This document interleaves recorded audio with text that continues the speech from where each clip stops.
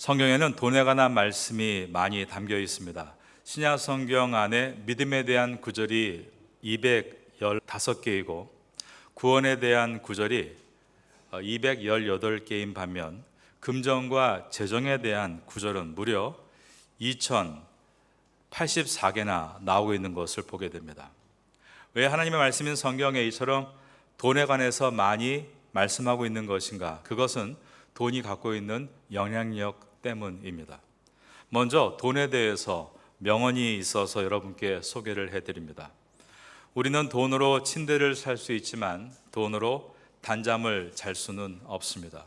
우리는 돈으로 음식을 살 수 있지만 돈으로 식욕을 살 수는 없습니다. 우리는 돈으로 집을 살 수 있지만 돈으로 가정을 살 수는 없습니다. 우리는 돈으로 약을 살 수 있지만 돈으로 건강을 살 수는 없습니다. 우리는 돈으로 쾌락을 살 수 있지만 돈으로 행복을 살 수는 없습니다. 우리는 돈으로 금 십자가를 살 수는 있지만 돈으로 십자가에서 죽으신 부활하신 예수 그리스도를 살 수는 없습니다. 역사적으로 돈에 대해서 가장 유명한 설교를 남긴 분은 감리교 운동의 창시자였던 존 웨슬레입니다. 존 웨슬레 목사님은 돈의 사용에 대해서 세 가지를 말했습니다. 첫째, 할 수 있는 대로 많이 버십시오. 이 말을 했을 때 청년들은 크게 아멘을 외치며 환호했습니다. 둘째, 할 수 있는 대로 많이 저축하십시오. 이 말을 할 때도 청중들은 굉장히 기뻐했던 것입니다. 그런데 세 번째, 할 수 있는 대로 많이 나누십시오 라고 했을 때는 별로 아멘 소리가 나오지 않았다는 얘기가 있습니다. 성경에는 주님을 믿으면 부자가 될 것이다 라는 가르침이 적혀 있지 않습니다. 그런데 사람들은 부자가 되는 것이 주님의 축복을 받는 것이라고 생각합니다. 반대로 부자는 자신에게서 지금보다 점점 가난해지는 것을 가장 큰 불행이다라고 생각합니다. 그러나 부는 축복의 결과가 아니라 오늘 제목과 같이 청지기로서 가져야 될 사명이라는 것을 잊지 말아야 합니다. 우리나라가 경제 성장을 거듭하면서 해외 무역을 위해서 사업을 하는 분들이 점점 늘어나기 시작했습니다.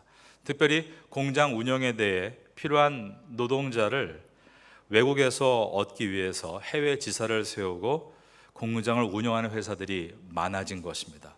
그 루트를 따라 많은 그리스도인들이 해외로 진출하게 되었습니다.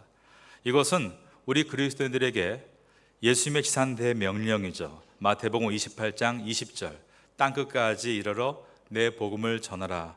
이것을 실현할 수 있는 좋은 기회가 되었습니다.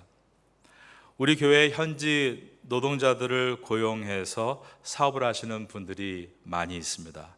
오래전에 어떤 분이 저에게 이렇게 말씀하시는 것이었습니다. 목사님, 한 달 열심히 일해도 그 많은 직원들 월급 주고 나면 남는 것이 하나도 없습니다. 그때 제가 이렇게 말씀드렸습니다. 남는 것이 없다니요.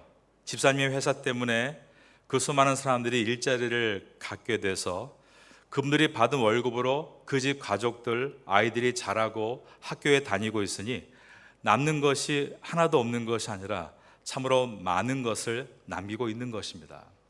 바로 청지기로서의 사명을 잘 감당하고 있는 것이기 때문입니다.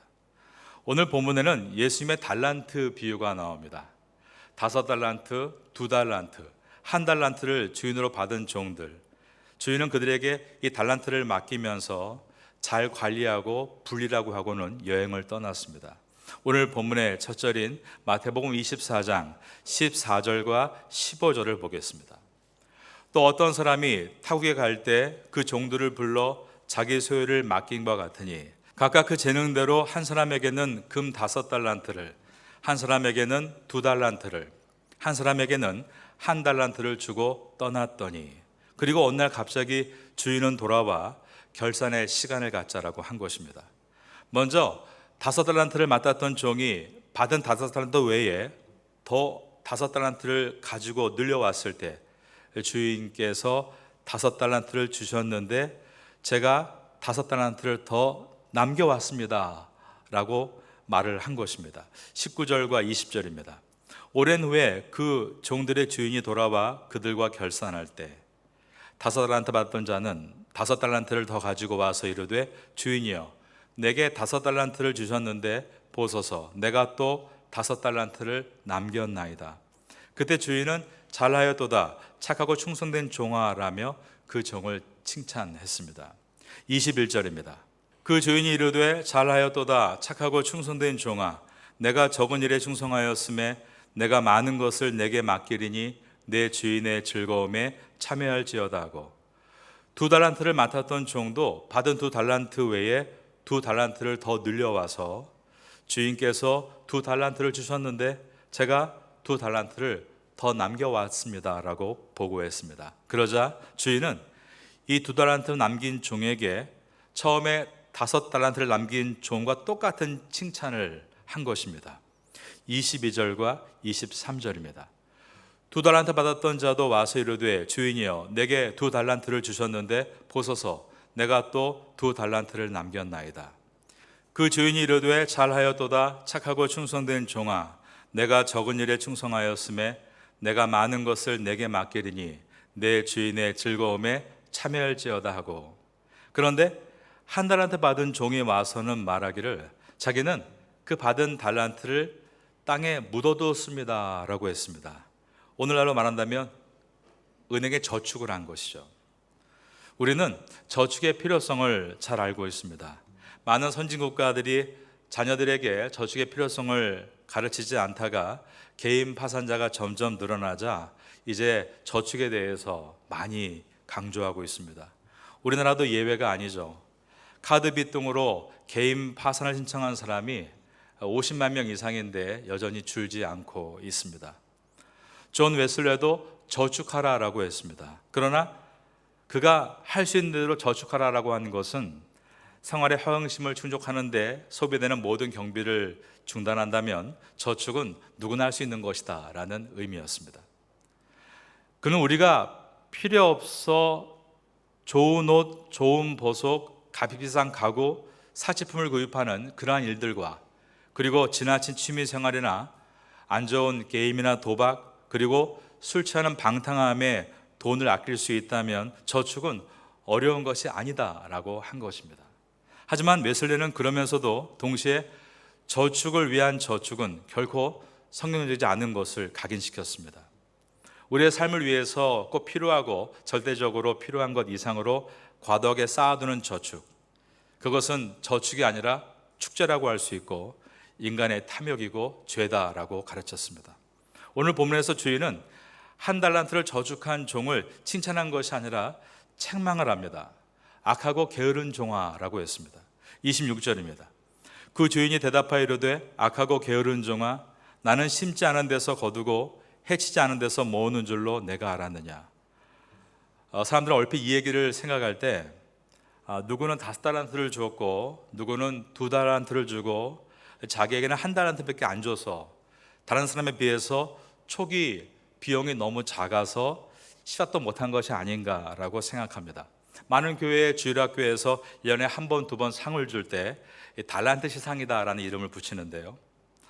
어떤 학생은 출석을 잘했고 성경 암송을 잘해서 10달란트를 주고 어떤 학생은 2개 혹은 3개 달란트를 받는 경우도 있습니다. 그러다가 1달란트를 받게 되면 아주 시시하게 생각을 하는 것입니다.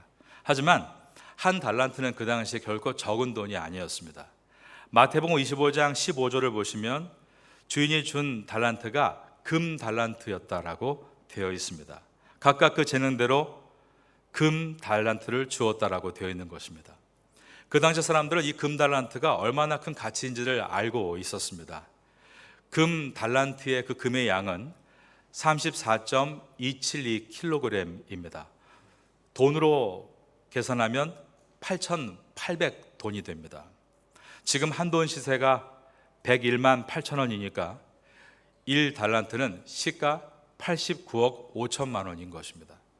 그가 왜 이 많은 금을 땅에 묻어 놓았을까? 24절을 보겠습니다. 1달란트 받았던 자는 와서 이르되 주인이여 당신은 굳은 사람이라 라고 했습니다. 굳은이라고 번역한 헬라어 스크레로스는 당신은 박정하고 포악하며 거칩니다라는 뜻으로 한글 성경은 이것을 번역할 때 새 번역에는 무서운 분이라고 번역을 했고, 이어서 25절에도 두려워하여라고 되어 있습니다. 그는 이 말을 통해서 자신이 주인에 대해서 잘 몰라서 이런 일을 저지른 것이다 변명을 하고 있고, 주인이 박정하고 포악하고 거칠다라는 표현을 하므로 의도적으로 주인을 언짢게 함으로 주인과의 관계를 깨트리고 있습니다. 이렇게 주인과의 관계가 깨진 이유는 분명 다른 두 사람에 비해서 자신을 더 인정하지 않은 것에 대한 이유가 있을 것입니다. 왜 저 사람에겐 5달란트를, 왜 이 사람에게는 2달란트를, 하지만 왜 나에게는 1달란트만 맡겼는 것인가? 항상 모든 사람에게 오는 위험한 시험이 있는데 그것은 바로 비교의식입니다. 영화 아마데우스에 보면 이 모차르트와 살리에리의 이야기가 나옵니다. 거기에 보면 이 비교의식이 얼마나 사람을 귀찮게 만드는가를 보여줍니다. 살리에리는 그 당시 최고의 음악가였죠. 모차르트가 나타나기 전까지만 해도 그는 많은 사람의 부러움과 존경을 한 몸에 받고 살고 있었습니다. 하지만 모차르트와 자신의 음악을 비교하기 시작하면서 그의 인생은 불행의 늪에 빠지게 됩니다. 그를 화나게 만드는 것은 자신은 밤잠을 설쳐가면서 온 힘을 다해 작곡을 해도 사람들이 기억해 주지 않는데, 모차르트는 여자들과 어울리고 놀 거 다 놀면서 자기의 짜투리 시간에 취미 삼아 글적거리는 곡들도 불후의 명작으로 남는 것이 있었습니다. 그를 더욱 비참하게 만든 것은 모차르트의 천재성을 꿰뚫어보는 안목을 자신이 가진 것이 있었습니다. 그는 절규합니다. 신이시여, 왜 저에게는 천재를 알아볼 수 있는 능력만 주시고 모차르트와 같이 천재적인 작곡 능력을 주시지 않으셨습니까? 혹시 여러분 중에 이런 고통에 빠져 있는 분 계시지 않습니까? 우리는 우리에게 직접적인 재능이 없어도 그 재능을 알아볼 수 있는 재능도 귀한 재능임을 잊지 말아야 됩니다. 나에게 맡겨진 일과 타인에게 맡겨진 일을 비교함으로 불행의 늪에 빠져서는 안 되는 것입니다. 주님이 나에게 맡겨주신 일은 그 누구와 비교할 수 없는 나만의 일입니다. 우리가 승리하는 방법은 나에게 맡겨진 일을 놓고 비교하는 것이 아니라 나에게 맡겨주신 분이 하나님이심을 인정하고 감사하는 것입니다. 여러분은 여러분에게 맡겨주신 일에 대해서 감사하고 담대하게 앞을 향해 나아갈 수 있는 선한 청지기가 되시기를 예수님의 이름으로 축원합니다. 1달란트 받은 종이 일을 놓고 있는 이유는 첫째가 일과 같이 남과 비교 의식 때문이라고 볼 수 있고, 두 번째는 그 속에 있는 악한 마음 때문이었다라고 되어 있습니다. 26절을 다시 봅니다. 그 주인이 대답하여 이르되 악하고 게으른 종아, 나는 심지 않은 데서 거두고 해치지 않은 데서 모으는 줄로 내가 알았느냐. 여기에 악하고라고 했습니다. 그 주인이 자신에게 이것을 전달했고 자신은 이것을 받아 관리하는 청지기의 사명을 잊어버린 것입니다. 그리고 그 돈은 주인의 것이 아니라 자기의 것이라고 생각을 한 것입니다. 그는 주인이 이렇게 결산할 날이 올 것이라고는 생각하지 못했습니다. 영원히 자기의 돈이 될 것이라고 생각했던 것입니다. 기독교의 기본 정신은 내가 소유의 주인이 아니라 하나님의 소유를 내가 맡은 청지기라는 것에 있습니다.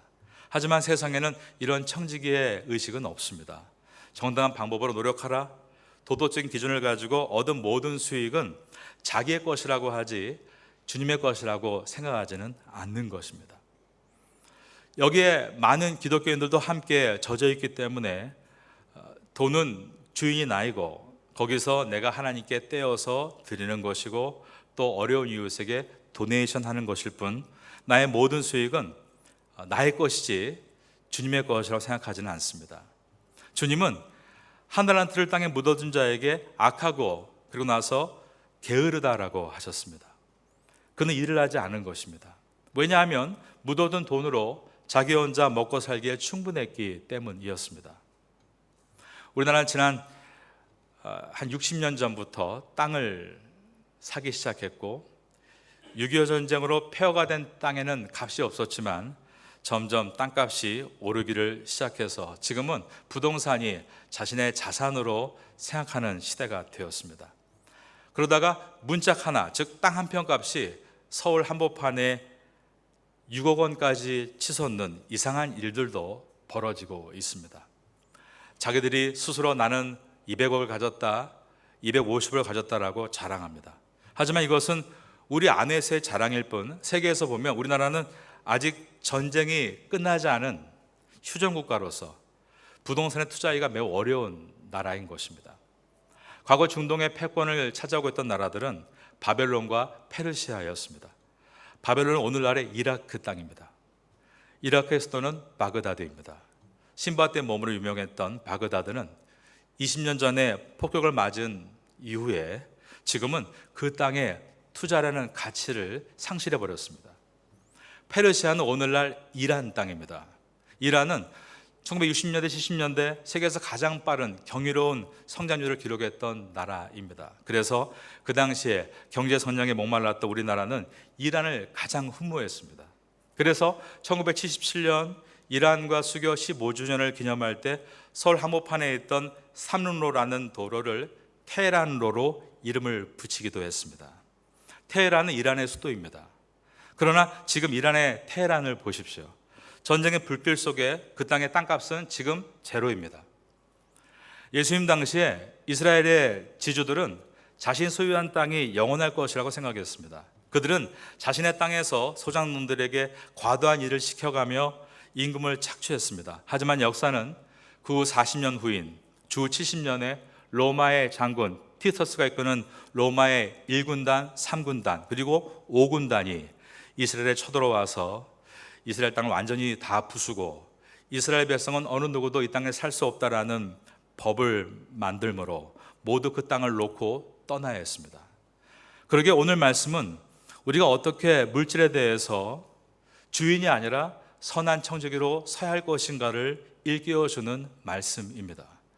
내 인생에 끝나는 날이 올 것이라는 것입니다. 우리의 삶에 끝이 있을 것입니다. 우리의 심장의 고동이 멈추는 날이 오게 될 것입니다. 내 인생의 마무리를 짓는 날이 오게 되는 것입니다. 그때 내가 얼마를 벌었는가는 중요하지 않을 것입니다. 내가 그것을 어떻게 썼는가가 중요할 것입니다. 내가 살아간 인생 속에 내가 무엇을 남겼는가가 중요하게 될 것입니다. 그래서 존 웨슬리 목사님은 물질을 관리하는 것은 그저 기독교인으로서 해야 될 선한 일 중에 한 가지가 아니라 그것은 구원의 여정에 속하는 성화의 길이다라고까지 이야기했습니다. 오늘 이 예수님의 비유는 구원에 대한 이야기입니다. 오늘 본문의 마지막 절인 마태복음 25장 30절을 함께 보겠습니다.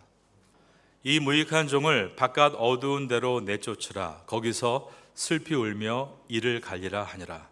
바깥 어두운 데는 분명 천국이 아닙니다. 우리가 결코 가지 말아야 될 곳입니다. 우리의 미래가 여기에 있어서는 안 되는 것입니다. 오늘 이 마태복음 25장에 나와 있는 달란트의 비유는 이제 초대교회 시대를 지나면서 탤런트로 바뀌게 됩니다. 왜냐하면 마태복음 25장 15절에서 주인이 그 재능대로 각각 달란트를 나눠줬다라고 되어 있기 때문입니다. 그래서 재능인 탤런트와 달란트를 동격으로 두기를 시작했습니다. 오늘 본문에 보면 이 세상에 받고 있는 달란트는 모두가 주인의 것이었습니다. 14절에서 주인이 자기의 소유를 맡겼다고 되어 있는 것입니다. 즉 나의 재능, 달란트를 얻은 직장도 또 어떤 직분도 이것을 유지할 수 있는 건강도 나의 재산 모두가 우리의 것이 아닌 하나님의 것이다라는 의미입니다. 하나님께서 우리에게 주신 건강과 재물과 재능과 은사 그리고 시간은 우리가 이 땅에 살아갈 때 우리의 시간 속에 녹여져서 살게 되는데 우리는 그것을 인생이라고 부릅니다. 우리 인생 하나님 앞에 내가 하나님의 것임을 아는 사람은 선한 청지기로 살고 이 땅에서 더 많이 귀하게 일하게 되고 천국에 입성하게 될 것이다 라고 말씀하고 있는 것입니다. 바로 그 내용이 29절에 있는 말씀인데 25장 29절을 눈으로 보시면 무릇 있는 자는 받아 풍족하게 되고 없는 자는 그 있는 것까지 빼앗기리라. 하나님이 주인이시기 때문에 주인의 입장에서는 성실한 충성된 청지기에게 주님의 일을 맡길 수밖에 없다는 의미입니다. 만약에 삶에 늘 남과 비교하고 마음의 원망을 풀지 않고 하나님께도 온전한 믿음과 순종을 결단하지 않으며 내가 내 삶의 주인이 되어 어떤 일을 맡을 때 내가 보기에 좋고 재미있으면 하고 힘들게 보이면 안 하고 큰 일은 어려워서 못하고 작은 일은 시시해서 못하고 그러한 자세는 내 인생, 즉 나의 건강과 재물과 재능과 나의 은사의 주인이 하나님이심을 생각하지 않는 것입니다. 우리는 좀 내가 보기에 어려워도 힘들어도 그 길이 고난의 길이어도 하나님께서 나에게 주신 길이라고 생각한다면 인내하고 넘어가야 될 의무와 자세가 있어야 하는 것입니다.